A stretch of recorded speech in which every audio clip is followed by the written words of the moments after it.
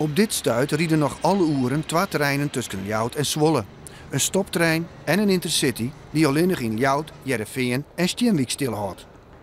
Uit voorstellen van de NS blijkt nevens de Frieske ChristenUnie dat de intercity na 2050 skrost wordt en vervangen door een stoptrein. De partij is nu benauwd dat door deze 2 boemeltreinen het noorden in een groter isolement komen zal. Dat maar we zo net willen. Wij willen eigenlijk naar 4 treinen per uur. Nou, dat wordt al helemaal niet toesprutsen. De hoop wie nog eerst aan treinen en dan later 4, dat wordt ook niet toesprutsen. Maar 2 treinen die oerel stoppen, ja, dat is wel willen, want die afstand tot de Randstad wordt alleen maar groter. En dat maar we net willen. Friesland, die jet bij Nederland en we willen eigenlijk op een eilandje zetten. En het lijkt het wel of NS, ja, dat eigenlijk helemaal geen probleem vindt. En dat zal litten wel. En wij willen dat zo net litten.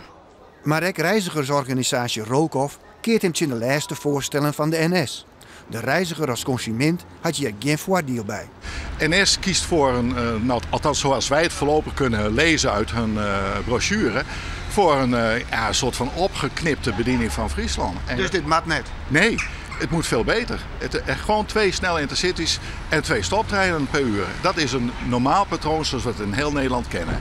En het is te gek voor woorden dat dat niet in Friesland kan. Wat wij willen is dat gedeputeerde Kramer, dat is de man hier in Friesland die daar actie op kan ondernemen, dat nou echt doet. En mayonaise om tafel gaat om te zorgen dat al volgend jaar in 2013 er een betere tjinstregeling komt voor Friesland. Want dan start een Hanselijn, die gaat dan iepen, de nieuwe trein tussen Zwolle en de Randstad. En als we zorgen dat Friesland daar al goed op aansluiten is, dan haast de eerste stap al zet. Nevens de NS zit likwijls alles nog in studiefase.